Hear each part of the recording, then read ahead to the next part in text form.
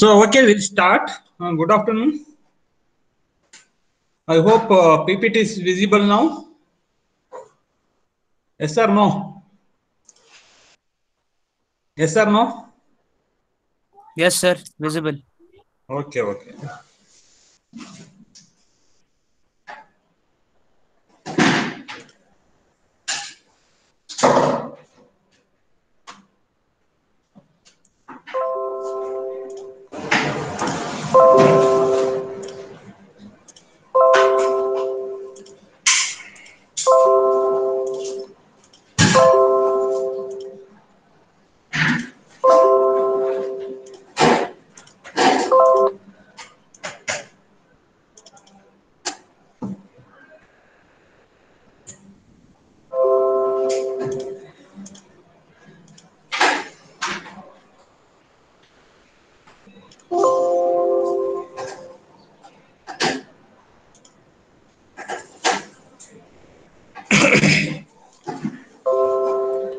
So, okay, you're discussing today.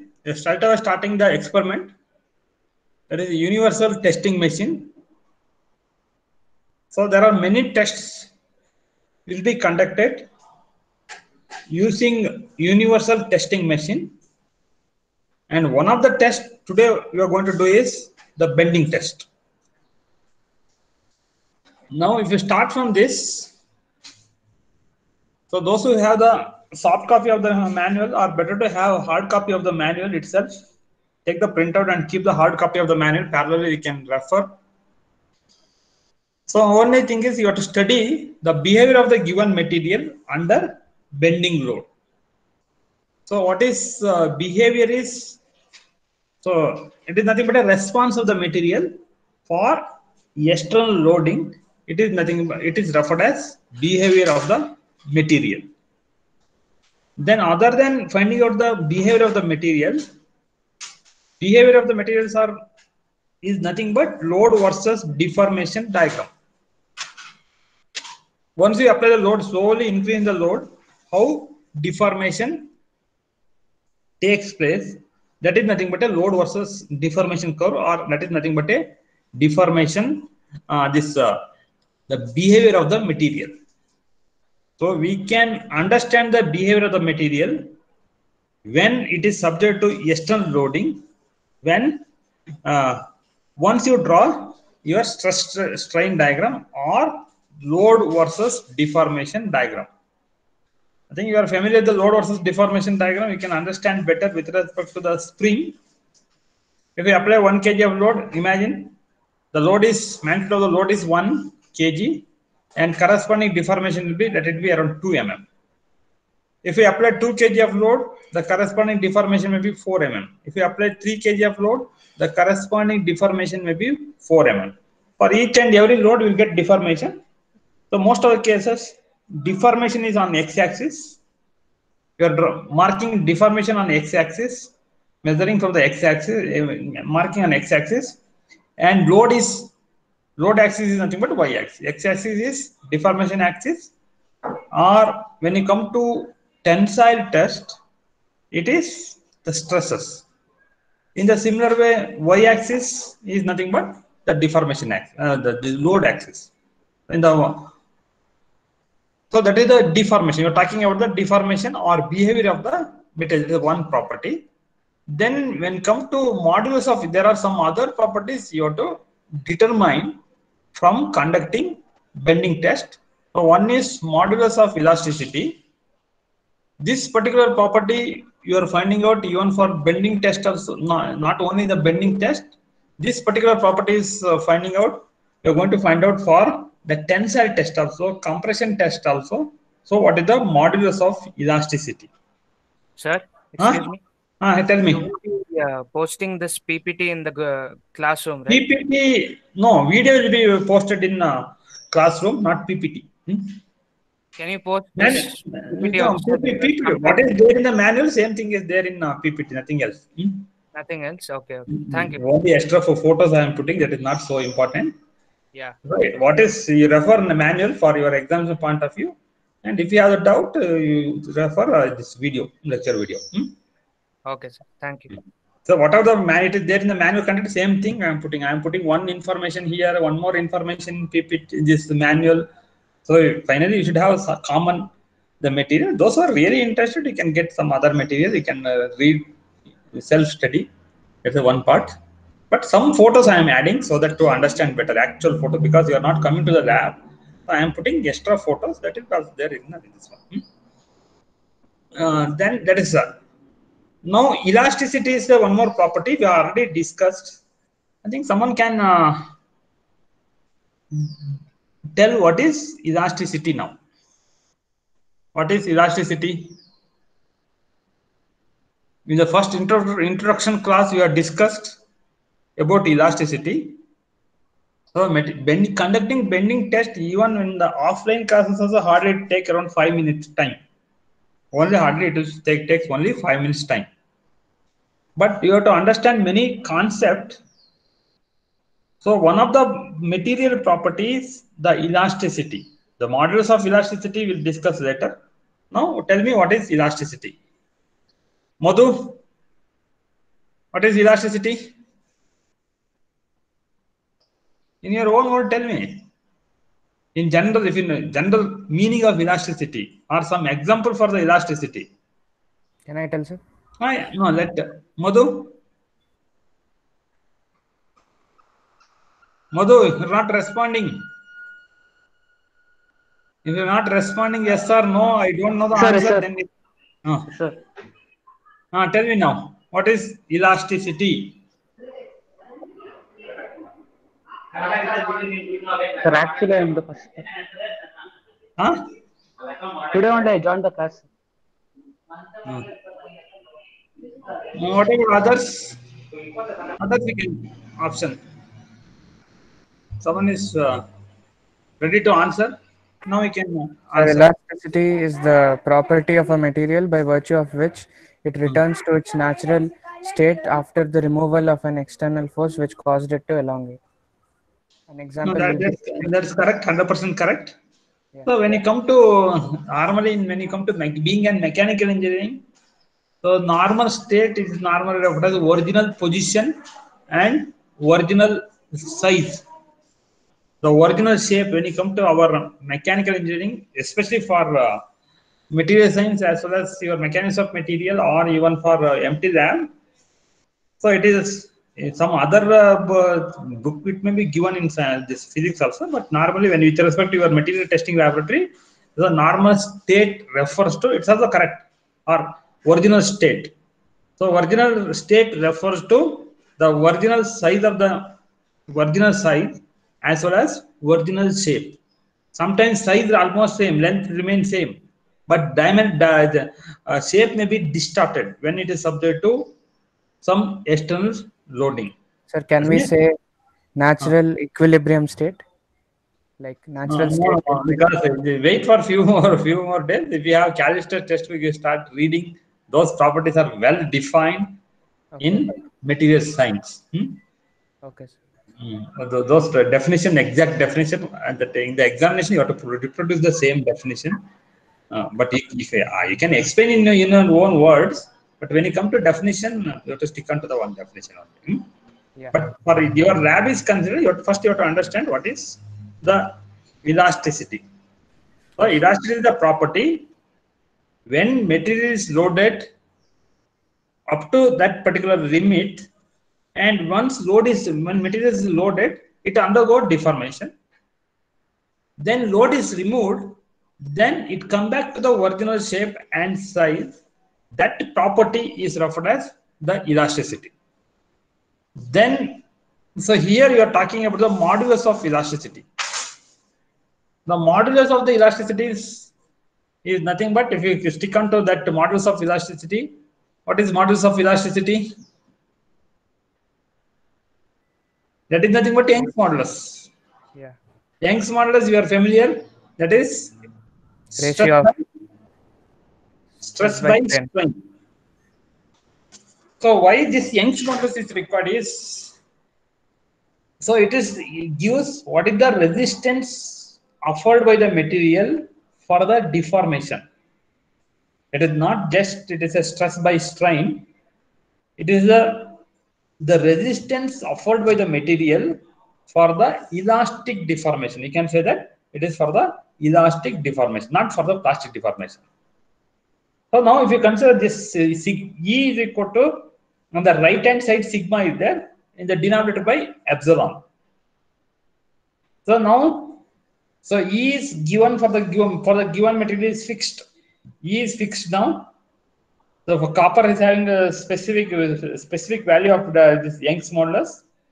The steel is having 200 GPa, to the 200 into 10 to the power 3 Newton per mm square. Like aluminum, it is having an 80 GPa. Normally, it is about 80 GPa. So every material, it is a material property. So once you know the Young's modulus, what is P? In the denominator, numerator, we have sigma. Sigma is equal to P by A. Understood? No? Young's, imagine you have selected one material. So I am talking about the practical aspect. Already we have selected one material. Once you select the particular property, Young's modulus will be available. Those are standard books are available, like ASTM standard, or for each and every material, all data or information is available. Even elastic modulus or Young's modulus it is not. Even though you are studying, those concepts are developed more than 100 years before, not now. So imagine on the left hand side we have sigma. Sigma is known, that epsilon or Young's modulus is known. The right hand side we have P by A. P is also, load is also known. Area of the cross section is also known. The length of the material is also known. The strain is nothing but change in length divided by original length. Original length is known in the denominator. Change in length you have to find out. That means once you know the Young's modulus of the material, without conducting the experiment, we can find out deformation.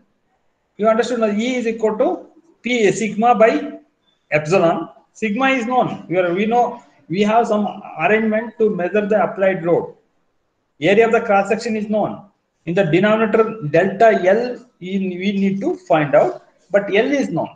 The original length L is known. So only one unknown in your Young's modulus equation is only delta L. That means once we found out Young's modulus for the given material, or it is available in the data and books. So without conducting the experiment also, we can determine what is the expected the deformation of the material. Instead of going for testing each and every material, so once you know the material during the design process, we can find out for the given cross section and given length, what will be the deformation. So that means Young's modulus is a measure of resistance to the deformation when it is subject to the loading. So if there is a more Young's modulus is more, then what about resistance for the elastic deformation? Suppose Young's modulus is more, let it be steel. Steel is having Young's modulus of around 200 GPa. It will be more elastic, sir. Like it will be harder to, deform. Instead of saying hardening, hard to deform, so it will offer more resistance for elastic deformation. You can say that it offers more resistance to the deformation. Elastic, you are talking about the elastic deformation, because the Young's modulus is defined within the elastic limit. So your elastic limit and proportional limit, already you started studying in your mechanics of material. Elastic limit and proportional limits are very, very close. Almost it is coinciding in your stress strain diagram. That's the first formula. Why you have to find out Young's modulus? Young's modulus is, so once you know the material, Young's modulus is a given material. Then without conducting the experiment, once you know the area and the load, etc., we know how much load is applied. Imagine you have a fan rod, so we know what is the weight of the fan rod. Suppose at a time in the bridge, 100 vehicles between the two pillars, if you know how many vehicles are in the peak hour, how many vehicles are moving, then we know the area. That's weight is known. And cross-section area, all the geometrical information is also available. It is once bridge is constructed, every information is available. Then we can find out what is the deformation without taking the bridge to some lab and without conducting the experiment. That is not possible, not feasible also. That's why we require to find out the properties like Young's modulus. That is the one aspect. Then we need to find out resilience. So now there's a one more term. So what is meant by resilient? You are saying resilient structures. General meaning, English meaning of resilient. Resilience. So wear resistance, like it doesn't break easily or something like that. It is not like related to wear resistance. The resilient member, I am saying spring in general, the spring is having more resilience compared to other materials. Spring, no. So what are the material you are selecting for the spring, whether it is a steel spring or copper spring or even some aluminum spring or even rubber spring also or plastic spring. So you have to choose the material which is having more resilience. So what happens when it is compressed? What is the purpose of using the spring?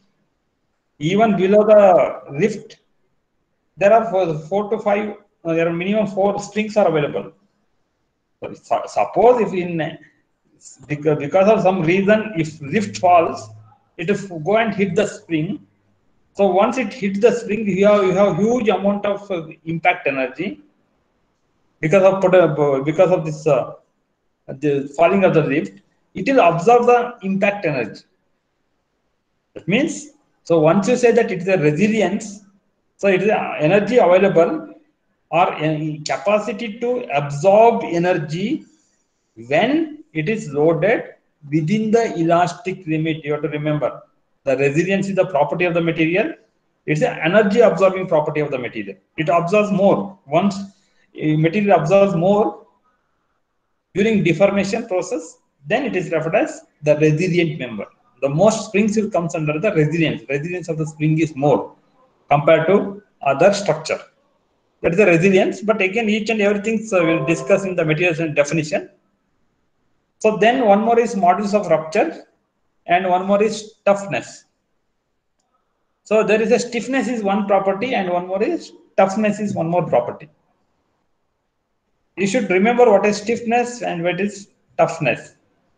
Stiffness comes into picture. We are using the term stiffness. Again, it is a resistance offered by the material for the deformation. In simple, stiffness or toughness, the first part of the definition is same. The resistance offered by the material when it is loaded, if the loading is within the elastic limit, you are discussed the elasticity and elastic limit, then it is referred as a stiff material is stiff. If the loading is done beyond the elastic limit or it undergo already some amount of plastic deformation, still material offer some resistance, then it is referred as a toughness. Before that, you should know what is elastic limit. The elastic limit is nothing but, simple example is, imagine, so Mr. A is loaded for 10 kg, 15, 10, 20, 30, 40, 50 kg. So he is able to resist the load. He may slightly bend, but once you remove the load, he may stand straightly because of his stiffness. You understood, no? So even up to 50 kg, so he may slightly bend to left or right, etc. But still he is able to resist the external loading. But that is it is the elastic limit. If you put weight around 70 kg or 80 kg on his head, he may collapse. Some bones may break. But once you remove the load, whether the broken legs is joined together and it finally he stands to the original position and original I can say state, because already his bones are broken. So those things are referred as I have given an example. Up to elastic limit, once his load is removed, so he may come back to the original state in your own definition.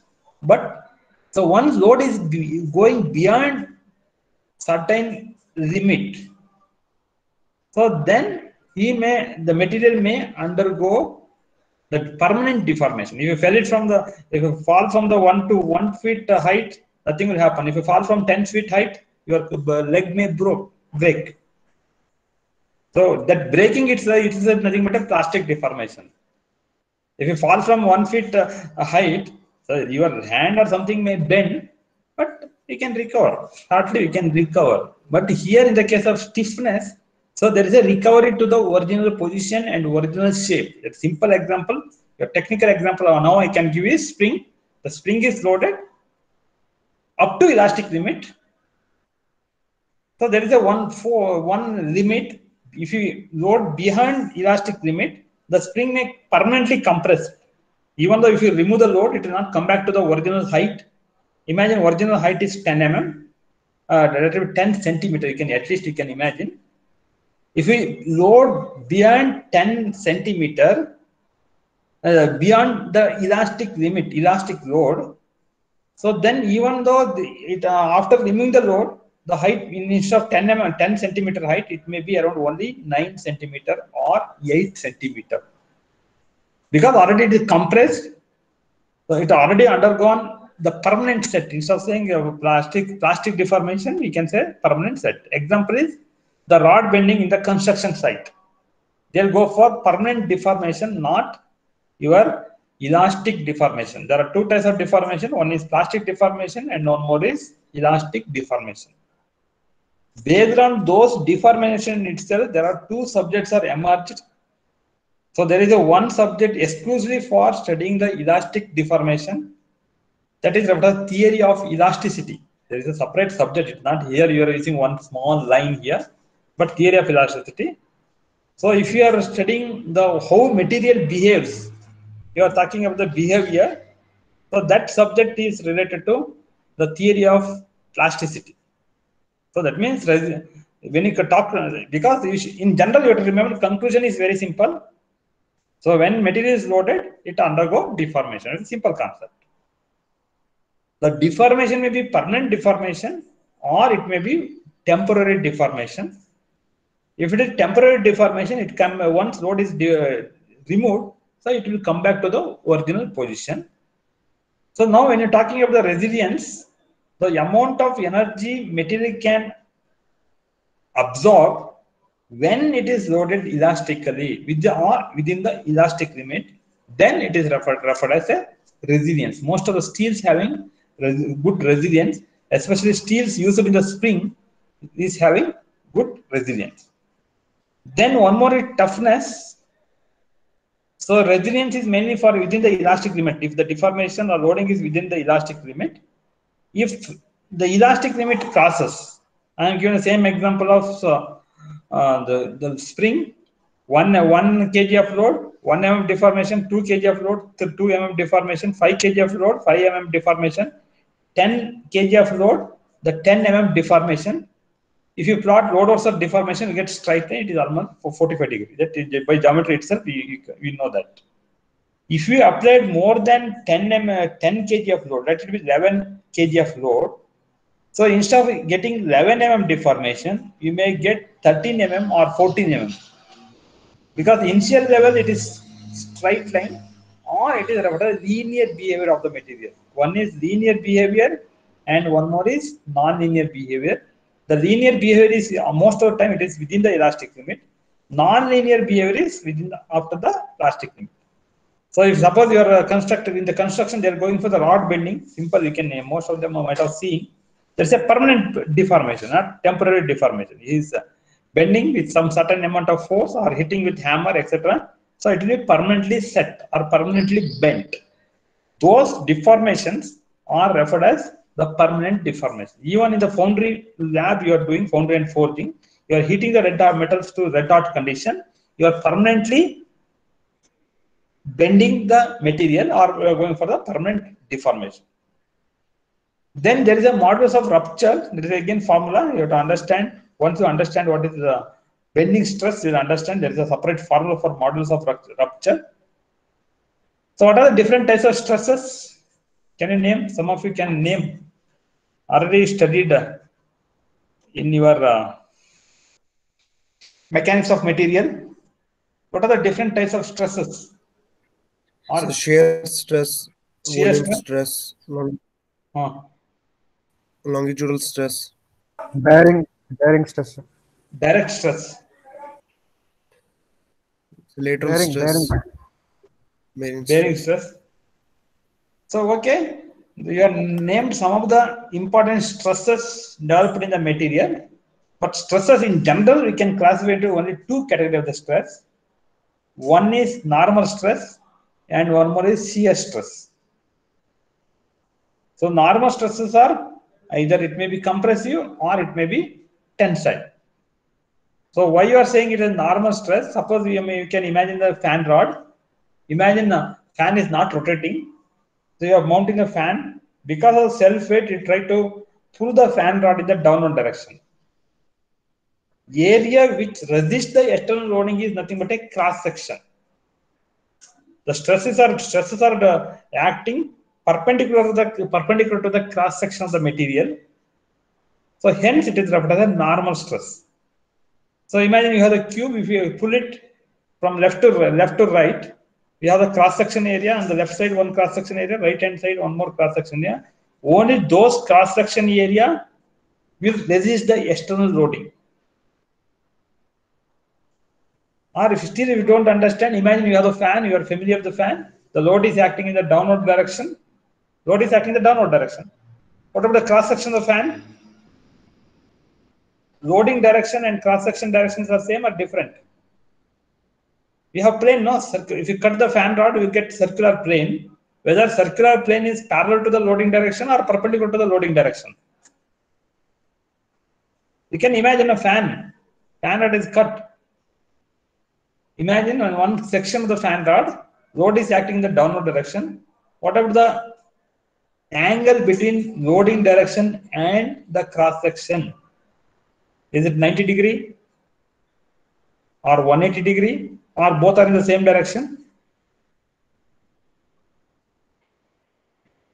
So fan rod, if you cut the fan rod, the fan plane of the cutting section is parallel to your roof, but loading is in the downward direction, perpendicular direction or vertical direction. Those two are perpendicular. Yeah, in simple way, area which resists external loading is perpendicular to the loading direction. You have to understand the terminology. Just in the exam lab point of view, you can Viva it's again around 20 marks, I think. Nowadays it is around 20 marks. So even your lab marks also based on sometimes experimental marks also based on Viva. If you are not performing well in the Viva, they feel that you are not understand the lab itself. So their loading direction and cross section area which resist the loading, those are perpendicular to each other. Hence it is referred as normal stress. But imagine you are cutting the sheet of the paper or you are cutting the book with some hardboard. You are cutting plane and area which resist the loading, those are parallel to each other. Imagine you are taking one 200-page notebook, you are trying to cut with your scissor. The cutting plane of the scissor is parallel to the area which resists the external loading. Then set type of stresses are referred as shear stress. In the shear stresses, the area which opposes the loading and area and loading direction are parallel to each other or in the same direction. Even when it is subject to torsion loading also, member is subject to shear. It's simple. So members are, there are two classification stresses. One is normal stress and one more is shear stress. So in the bending comes under normal stress. Imagine, you can imagine bending your bending columns when load is applied from the down, that you can see. So one top surface there may be tensile, bottom surface there may be compression. Bending stress may compressive or tensile. Within the same member it may be compressive or tensile. That will show some of the photos.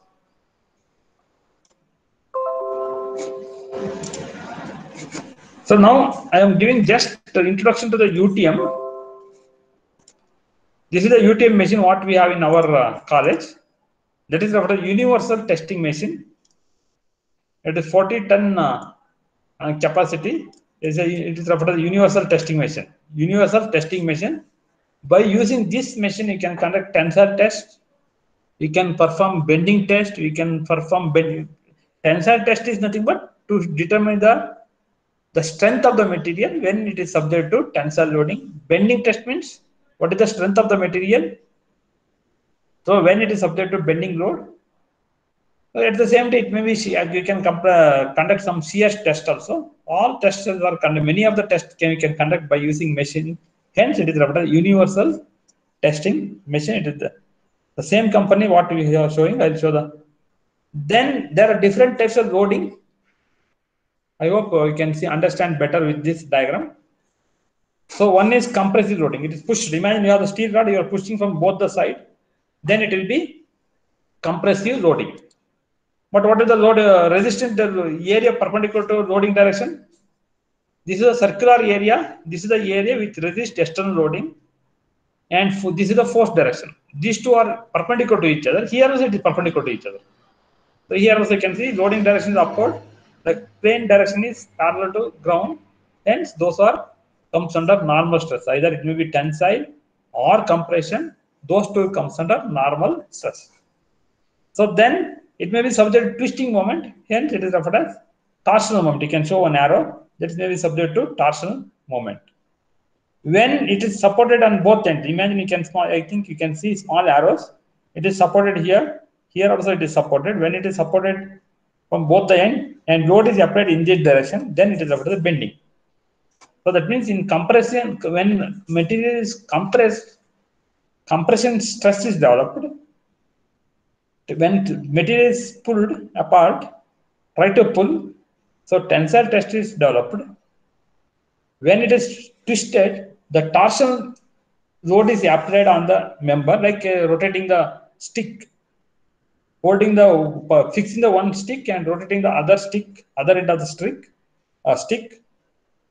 So that will comes under torsional loading. The same arrows, I think you can see the arrows. It is a rotating, and one more is bending load. So just I'm giving one example because I'm exclusive. In the next class, I'm going to do, or later classes, I may do tensile test. Now this is the specimen for the tensile test. Now imagine this is a steel rod. You are pulled from both the ends. So here, if it is highly brittle material like a concrete or stone, so it may break like this. At a one point, it may break. This is a almost plain surface. If it is ductile material like steel, you will get this type of shape after breaking. If it is highly ductile material like gold or silver, etc., you may get shape like this once it is separated. Load is applied on both the direction. So once it is separated, it goes like this. Now you have to follow some standard for specimen. You have to conduct some test. We require specimen. For that, you have to go for ASTM standard. ASTM standard, but tensile test we are discussing later. So now material is pulled from both the directions. When it is material is pulled, so we can see some deformation takes place here. Imagine this is for the standard test. When material is pulled, so here small deformation of necking may forms. Finally, size of the neck may increase, and finally it may fracture. So once specimen is applied load, it will be broken into pieces, two or more pieces. Then it is referred as the cast. Then it is referred as a fracture. When material is undergo deformation or loading, once it is separated into two or more pieces, then it is referred as a fracture. The term used fracture only when the material is subject to either tensile or compression or whatever the type of loading. But you should know what is your torsion strength of the material or specimen. So anyhow, for the tensile, you are going for the separate. So I have shown UTM there. It is a bending loading. Imagine this is the one support. This is one more support, like a bridges. This is one support. Imagine this is a pillar of the one pillar of the bridge, and this is one more pillar of the bridge. And load is applied like this in the vertical direction. So it will bend like this. It will bend. This is referred as a bending load. So here we can see this actual photograph I have what we have conducted in the experiment in the lab. So this is, imagine you have a steel rod. This is a universal testing machine. You can apply the load up to 40 ton in our machine. So this particular member comes down, shackle or this anvil. So it will bend the specimen. So this is bending. So here one support is there. You can see here this is one support and this is one support. Those two supports are schematically shown here. This is one support and this is one more support. After once it is bent, you get this shape. Normally, what test you are conducting in our empty lab, it is referred as 3-point test. So what is meant by 3-point test? Why you are saying it is a 3-point? You are saying it is a 3-point test. Why it is referred as 3-point bending test? Because forces are acting at 3 points. Forces are acting at 3 points. Or there are two supporting point. You can see here. This is one supporting point. This is one more supporting point, and load is applied here, this particular point. Hence, it is referred as a 3-point flexure. Flexure is nothing but your bending test. So this is also supporting. The same arrangement is given in even the UTM also. It is schematic diagram. This is one support and this is one more support. From the upward direction, the specimen is subject to the loading. So we can compress the specimen also. Just I'm giving introduction to universal testing machine. You have seen the universal testing machine. Some hydraulic arrangement is there. Imagine this is a compression specimen. This is a compression specimen. So we can compress from both sides, from the top as well as bottom, by using universal testing machine. Anyhow, we are going to discuss details about compression tensile in the next class. So we can conduct some shear test also. Shearing is best you can understand. Shearing example is cutting up plates and sheet metals, especially for the automotive bodybuilding works, even aerospace bodybuilding or spacecraft bodybuilding. This is most of the time is a thin sheet. It made of a thin sheet. That we cutting, even cutting of paper is also comes under, by using paper punch, it is also comes under shearing. So this is shearing example. This photos we'll discuss. So this is the actual machine what we have in our lab. That is a universal testing machine, and it is referred to UTE40. UTE40 is model number because 40 is correspond to the capacity of the material. Capacity of the material, it is up to 400 kilonewton. It is nothing but 400 kilonewton is nothing but 40 ton capacity. This is the actual machine what we have in university, our empty lab. This is empty lab. We have this particular machine. You don't think that it is very small machine, so it can apply load of up to 40 ton capacity. You can imagine now. The one large, imagine you have specimen, you see the specimen, very small specimen.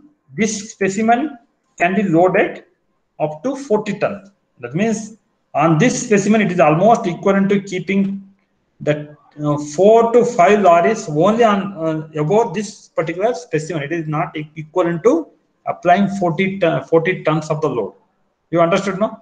Imagine you have small specimen. Over this, you are keeping around 10 lorries, one above the other. Such amount of force that can be applied by this particular machine, very small machine. This particular machine, it is referred as universal testing machine because many tests can be conducted. Then, because we cannot apply this huge amount of load by mechanical means, mechanical linkage, etc. You heard about Pascal law. So by using Pascal law, some of the hydraulic circuits, the hydraulic arrangement, so we can apply the load. For that, there is a hydraulic control valve. So if you imagine valve is almost similar to your the valves used in internal combustion engine. The fluid, there is one valve. So where your fuel enters, there is one more valve where exhaust this burnt fuel come out. In the similar way, the one if you open it, the valve will open. If you try to open towards left, it will open. Otherwise, if you try to close on the right side, you have to rotate. It's a rotating arrangement. So that means the complete load, 40 tons of, in simple way, or in simple understandable way, I can tell is by using the universal testing machine, you can apply up to 40 ton capacity of the load in our capacity lab. That is achieved by using hydraulic means. So now, so when you come to your Young's modulus is given by stress divided by strain. For the stress, we require load.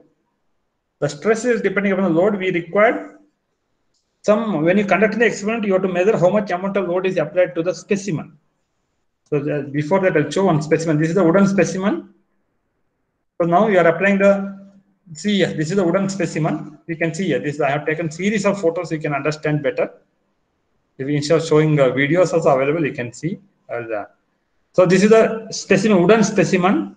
This is one support. This is one more support. There are two support. Through one more point, load is applied. Hence, it is after 3-point bending. 3-point bending. So now, to move this up and down, because finally, so this whole base will try to move in the upward direction. This is stationary. It is this is fixed now.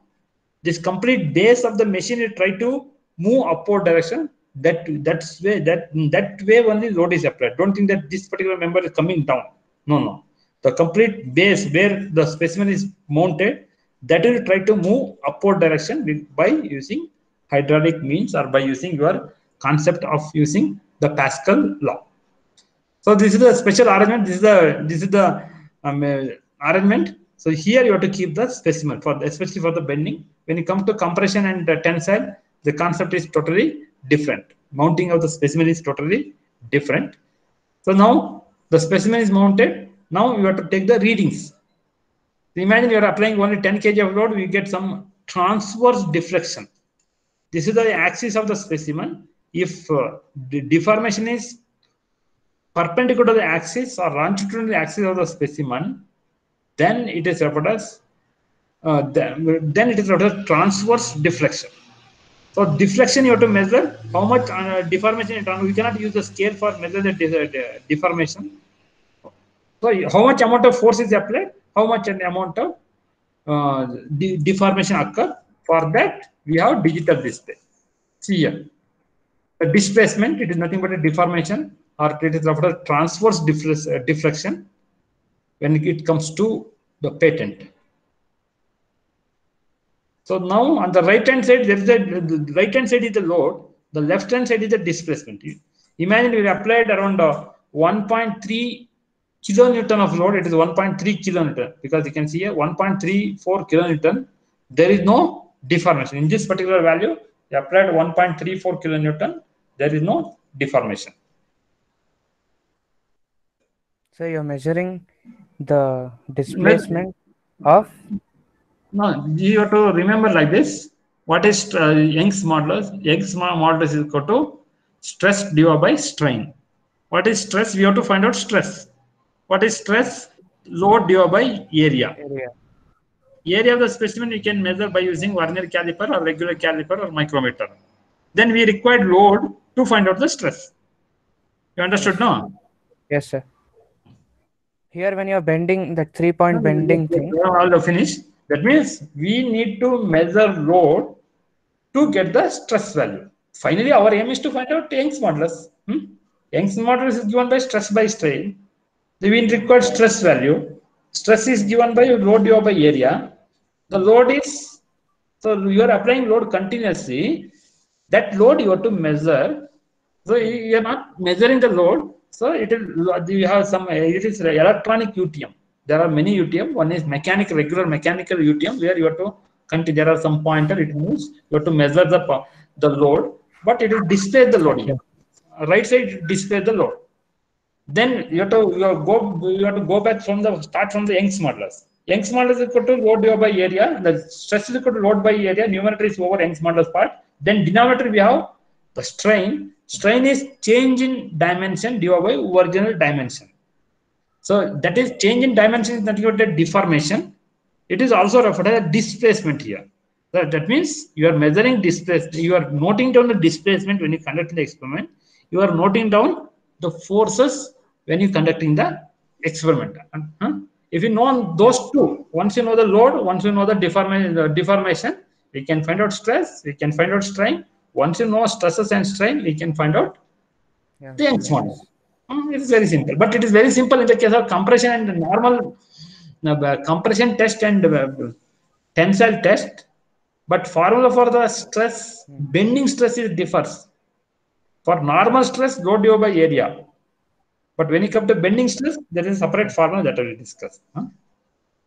So, But in this machine, we don't have to worry about which it. one? It will only calculate and show. In this machine, we don't have to worry about the calculation of the bending stress because the machine itself. No, calculate. machine itself will not calculate. So machine will give only the load value and deformation value. We have formulas. By using those formulas, you have to calculate. Those formulas are available in the manual. Still, I will show those formulas.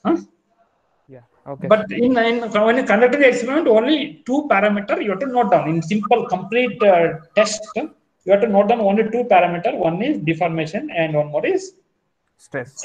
The load value. Yeah. That's why you have displacement. Yeah. One more is loading value. Load.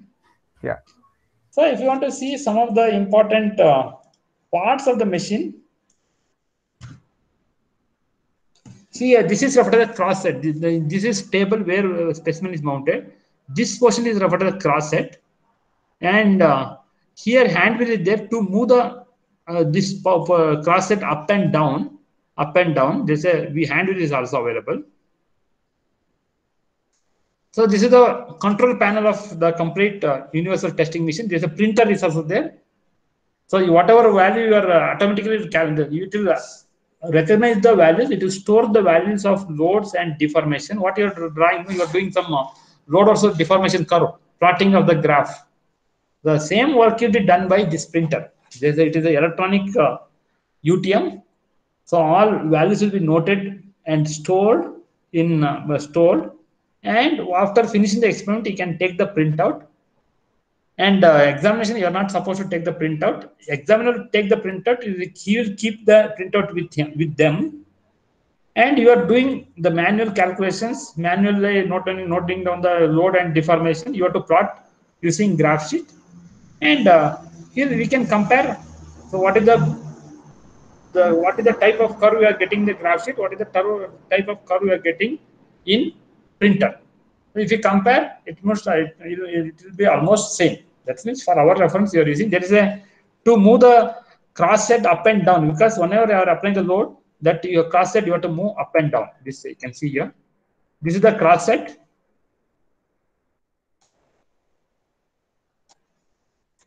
This is the cross set. You have to move up and down. For that, there is a hydraulic valve. I think somewhere you have seen some hydraulic valve. No, this is to move up and down. You have to open. So whenever it opens, little oil enters into the cylinder. You know, whenever oil enters into the cylinder, it is not like almost like your compression expansion stroke. So piston will move upward direction. Some internal arrangement is given. No, at present, no need to worry about how exactly force is applied. By using hydraulic means, by using Pascal principle, the load is applied. No, not mechanical loading. There is one more subject you are going to study in 7th semester. That is about the hydraulics and pneumatic circuit. There you are going to study in detail about these circuits, how exactly load is applied. This is the specimen dimension. Specimen dimension 50. I think you can note down the specimen dimension.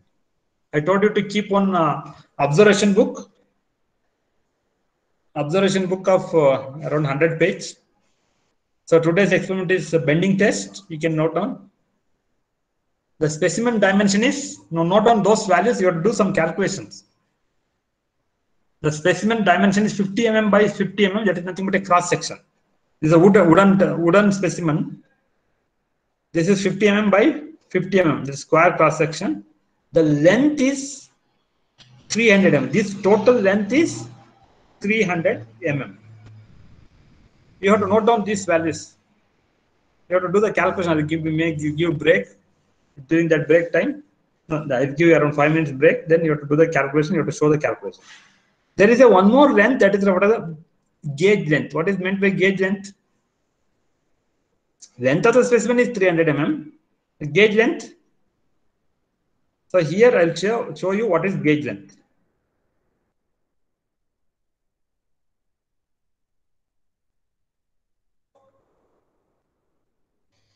See, this is the length of the specimen from this end to this end. It is 300 mm. Just is, I think you can see the PPT now.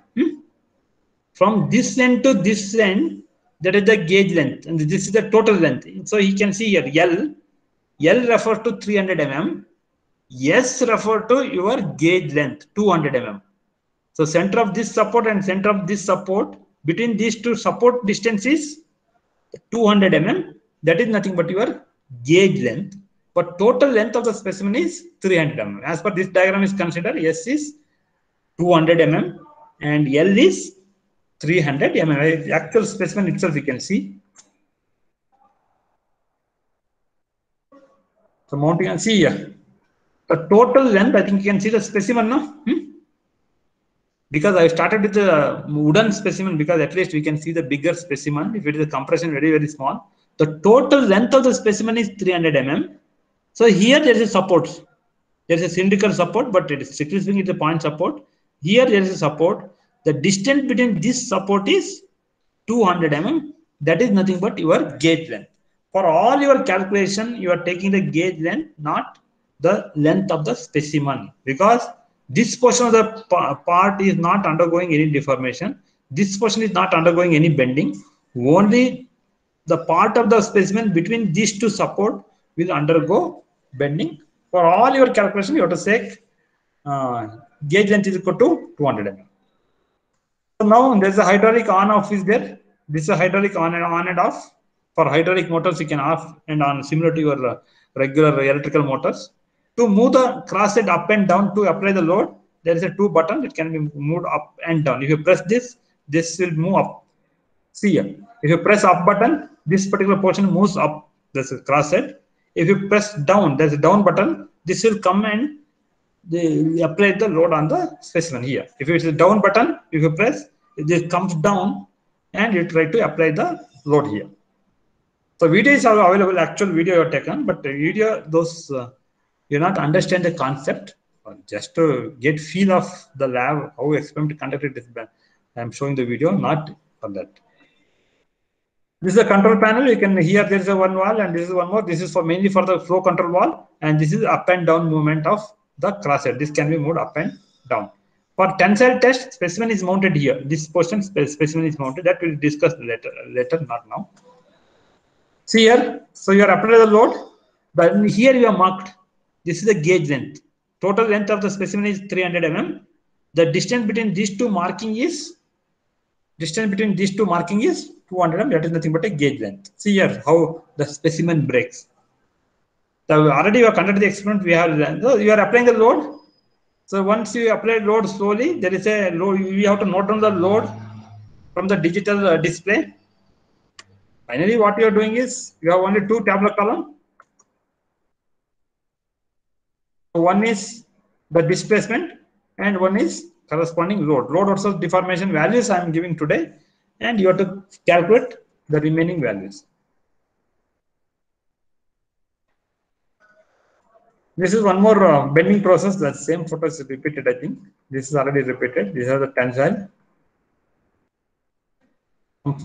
This is a schematic sketch. It is available in your manual. This is available in the manual. All parts are named here. And if you consider the specification of the machine, it is again, this is available. So universal UTE40, that is a UTE is the company given some number. Don't worry about the UTE. UTE is correspond to universal testing machine. E correspond to electronic. It may be computer type also. Computer type means all information be stored in the computer. Then whenever we want, we can take the printout. But when it comes to electronics, universal testing machine electronics, after finishing the one, you cannot store the information. You immediately have to take the printout. The measuring range is, the loading is from 0 to 400 kilonewton. It is nothing but a 40 ton. Maximum capacity we can apply load is 40 ton. It is equivalent to keeping the lorry 10 lorries above, one and above. Imagine there are small stone. Above that you are keeping around 10 lorries. That is equivalent to 40 tons of load. The clearance between the column, that is not so important for your examination point of view. So what is the maximum load or what is the capacity of the universal testing machine? They may ask, that is 40. So this is control panel. The procedure already explained. Now, I told you most of the things.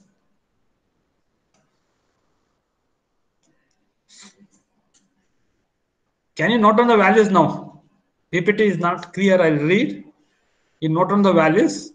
Correspondingly, you have to draw the stress strain diagram. Just I'll show you. This value for 1 minute.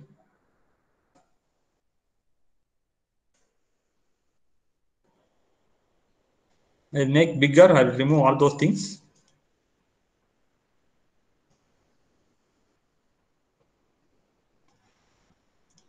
This is the stress strain diagram for the load versus deformation values for the wood.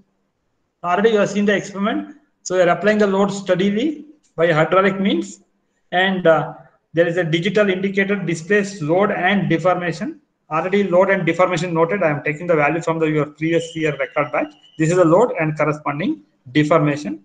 For wood and steel, I will read the values. You note down the values, and correspondingly you have to draw load versus deformation curve for the wood as well as steel. And this is the information for steel. Don't worry about it, it's not clear. I'll read the values. You can note down the values in your observation book. Whenever you have lab, you have to keep the observation book. I'll give around half an hour time. You have to draw the plot. I think if you don't have the graph sheet, so then when you come into the next classes, when you're attending the online class of any future empty lab, so minimum you should have around 3 to 4 graph sheets. Most of the experiment except some test. So you have to plot the graphs. This is for the steel. You are steel. The dimension of the specimen is 25 by 25. That I'll tell you what is the dimension of specimen. For today, you finish it for wooden specimen. So now this is the plot. This is important. This part you have to do. If you don't have that graph sheet, today only you purchase or at the earliest, this y-axis represent load, x-axis represent the deformation. The digital indicator, simultaneously you are noting down the load. For 100 kilonewton load, you have to note down what is the corresponding deformation. So once you plot, you will get behavior like this. This is the stress strain behavior. I'll put into PPT mode.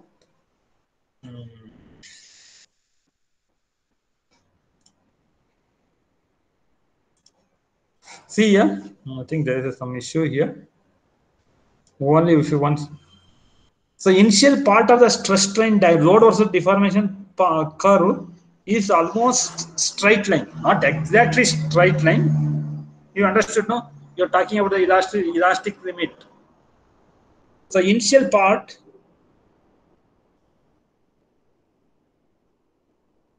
only for this graph, you cannot go for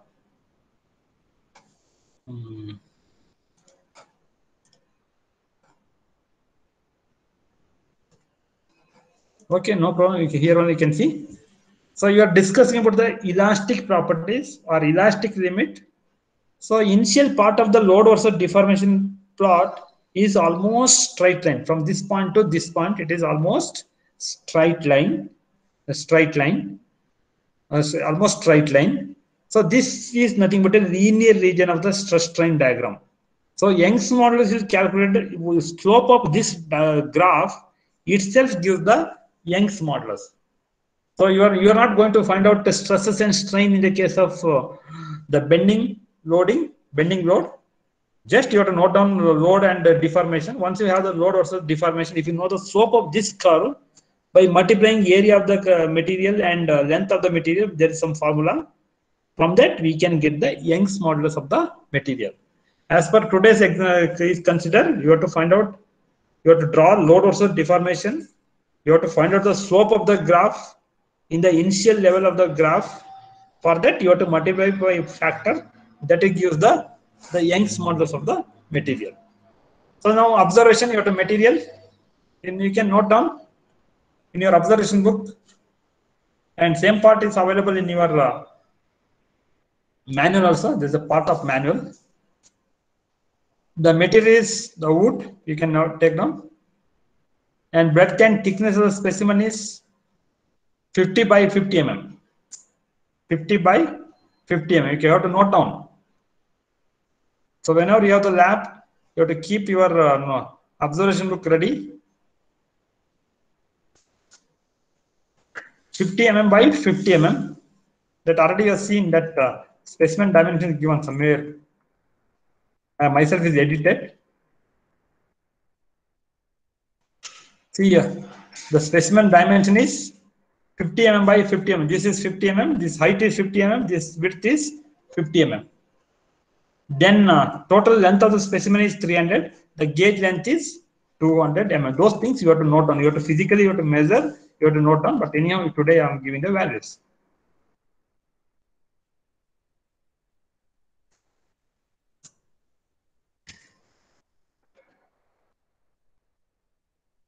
So that means material is good. Average breadth and thickness is 50 mm because you have to take the readings at three places. Then you have to take the average value of length and the breadth of the specimen. The length of the specimen is 300. Note down. Gauge length of the specimen is 200 mm. So once you apply the load at one particular point, you take the maximum load. Once you draw the stress load versus deformation curve, you will get one peak point. That is nothing but a maximum load. Once you plot, then you will get the maximum load. 1 minute. Now this is the tabular column. It is there in the manual also. You have to note on the load and deformation. So load is again, you have to note on the load by using digital indicator. The deformation also you are noted from the digital indicator. You're not measuring, just you're noting down. The elastic strength is given by sigma by epsilon, but you are not using the sigma by epsilon for stress strain. So you have to find out modulus of elasticity. Just this formula you have to remember. If you always, I suggest you to keep your manual, hard copy of the manual with you. So whenever there is a lab is there, then only it will be helpful for you. Otherwise, it will not helpful.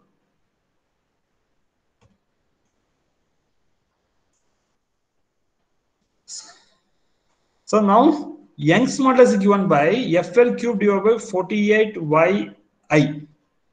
So from your load versus deformation curve, we'll get F by Y.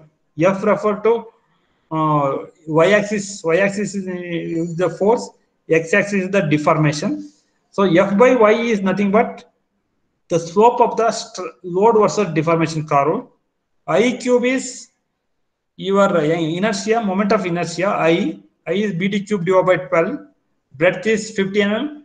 Depth is again 50 mm. You can note down. Breadth is 50 mm. Depth is also BD cube. Depth is also 50 mm. From that we can get the value of I. The L is L cube. Length is only the gauge length you have to take. But F by Y is nothing but a slope of the load versus deformation curve. Today you have to find out slope of the deformation curve F by Y. From that you have to get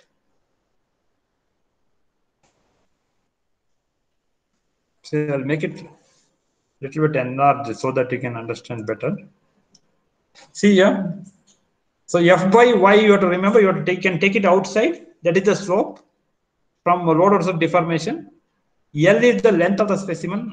Denominator I is moment of inertia.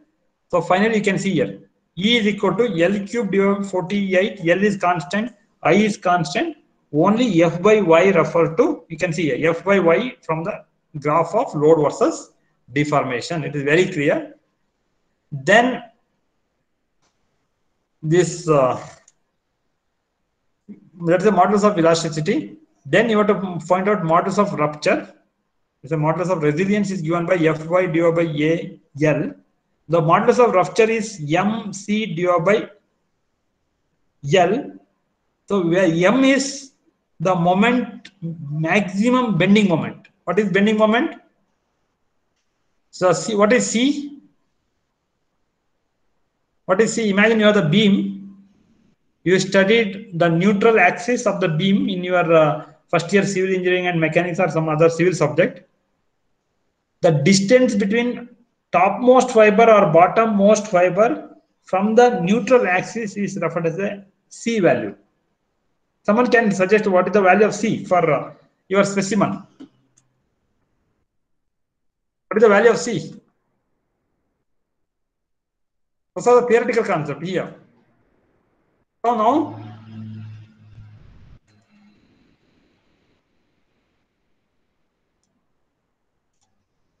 this is the depth of the specimen. We have a square cross section. The center of the square cross section itself is your neutral axis. The distance between the center of the neutral axis and the topmost fiber or bottommost fiber distance is nothing but a C. So what is meant by C now? What is the value of C for our experiment?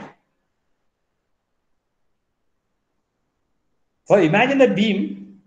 It is not your concept of your material science or mechanics of material. Those concepts you are taking from your first year civil subject. We know what is the depth, what is neutral axis, the distance between the neutral axis and the outermost fiber. Imagine you have the beam in your house. So what is the distance between the neutral axis of the beam to the outermost fiber, either topmost surface or bottommost surface? It is nothing but your C value.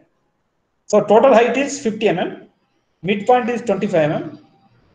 The distance between the neutral axis and the topmost fiber is 25 mm, bottommost fiber is 25 mm. What is the value of C now? What is the value of C?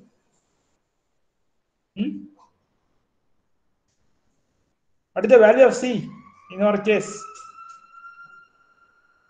After explaining so much, if you are not able to still, those are your concept of civil. Neutral axis, moment of inertia, center of gravity point. So C is the 25 mm here.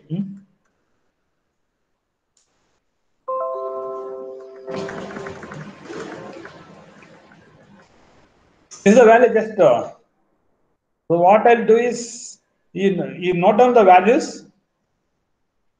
I'll try to put it in your Google Classroom, or just straight away you note down the values. Then you have to plot the graph and you have to find out corresponding values. Are you ready to note down the values? Yes or no?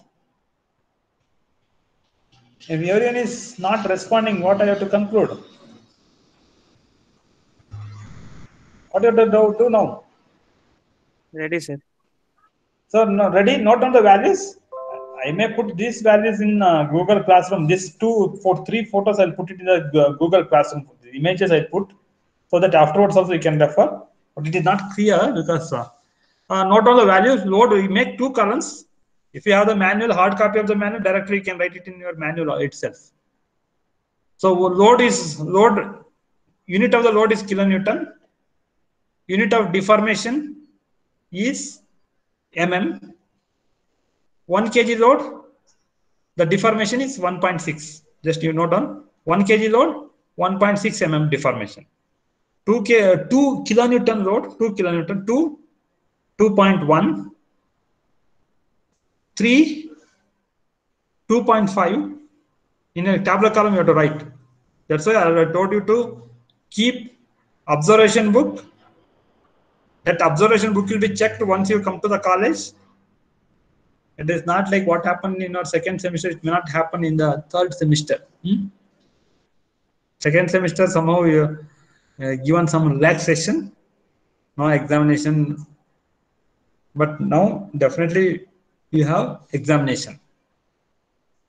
So now 3 kilonewton load, 2.5 mm, 4 kilonewton load, 2.8, 5, 3.1, 6, 3.4, 7, 3.7, 8, 4.0, 9, 4.3, 10, 4.3, 11, 4.8, 12, 5.2, 13, 5.6, 14, 6.1.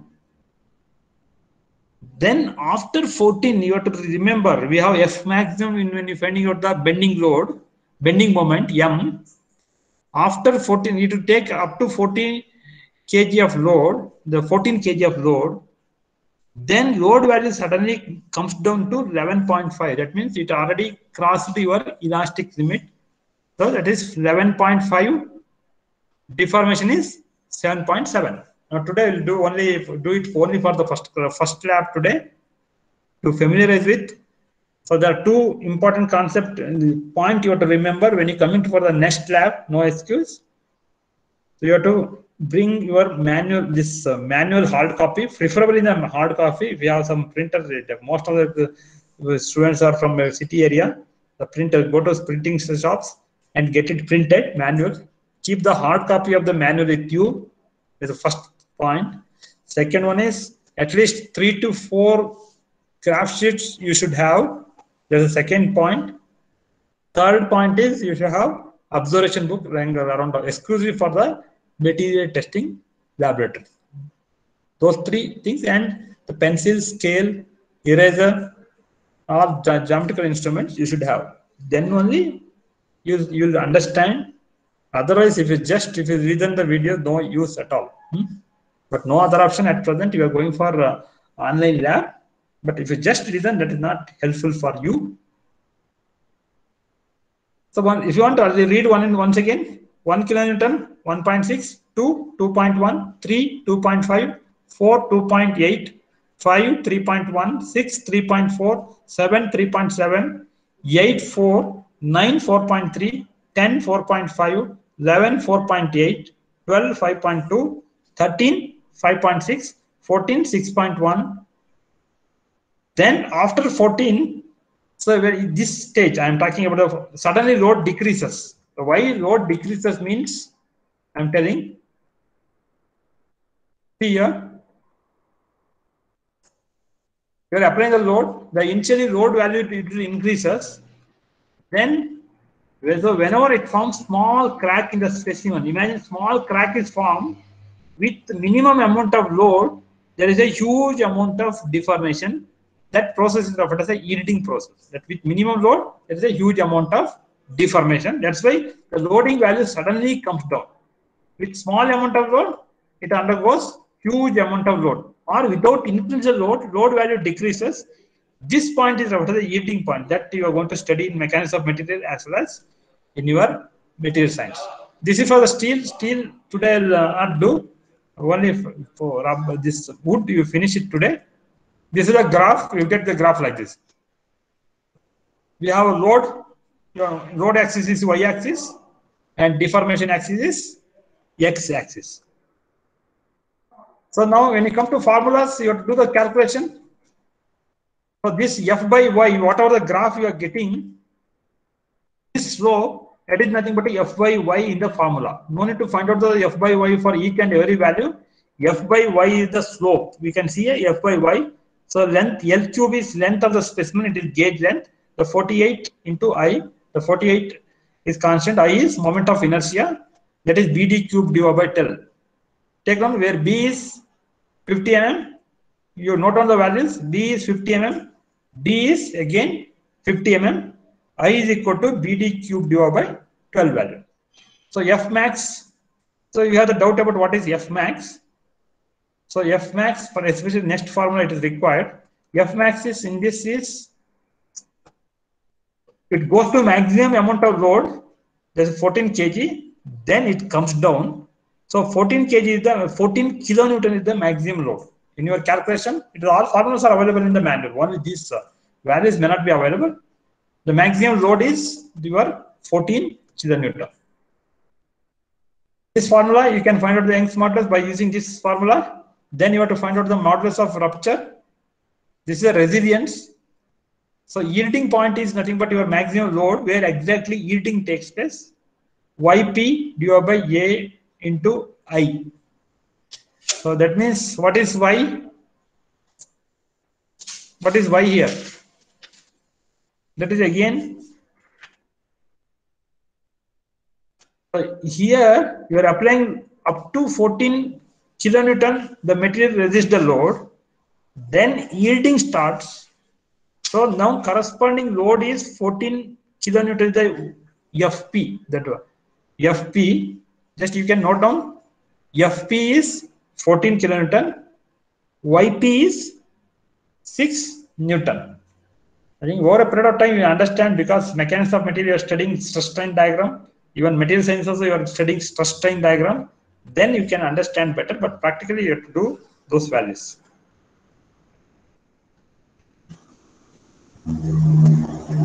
Then F is referred to the load at fracture, that's the maximum load, F. The load at fracture is, at what load fracture occurs? Here 11.5. The F maximum is 14 kilonewton. Here load at fracture is the 11.5. You note down the load at fracture is 11.5 kilonewton. Load, maximum load is 14. FP is also 14. YP is 6.1 mm. Note down and do the calculations.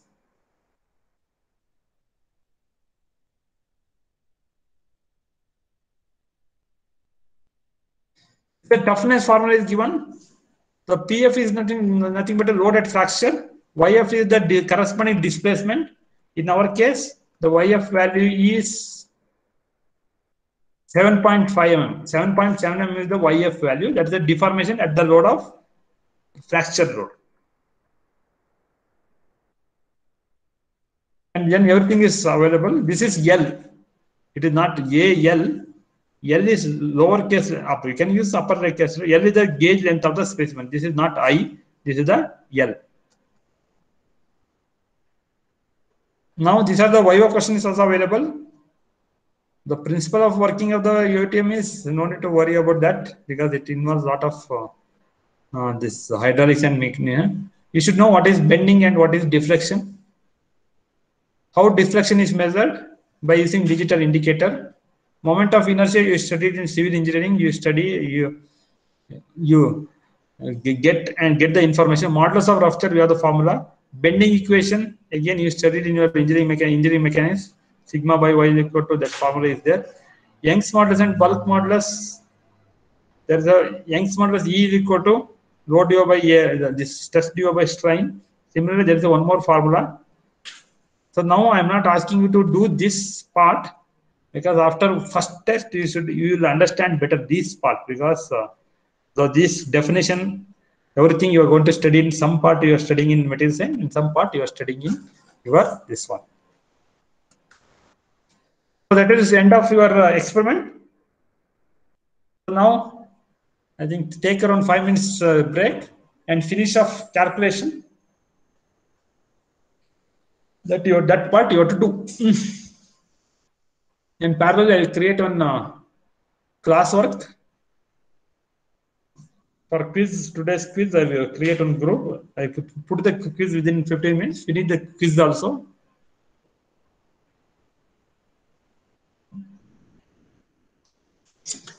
I stop recording. Do the calculation work. Then parallel, I think after 5 minutes, I'll show the video also. Otherwise, now only I will show the video. I'll show the video of conduction of experiment itself.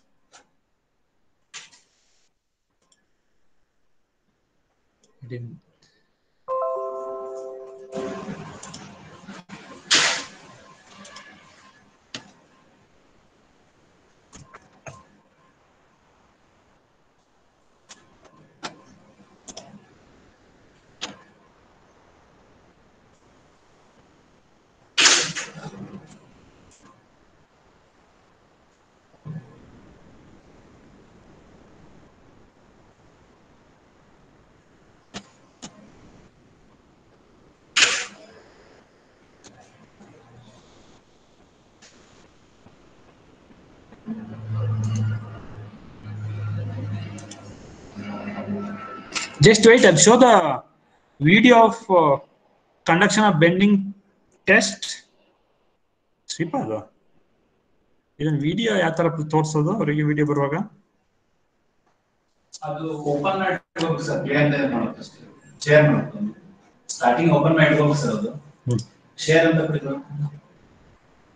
ಅದು voice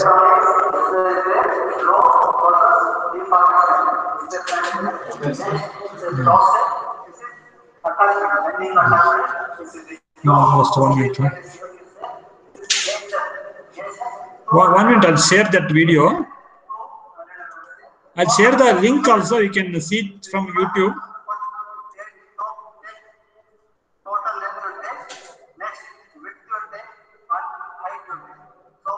One minute.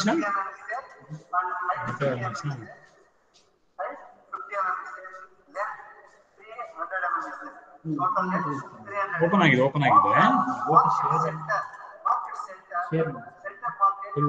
ಇಲ್ಲ present now. Your entire video.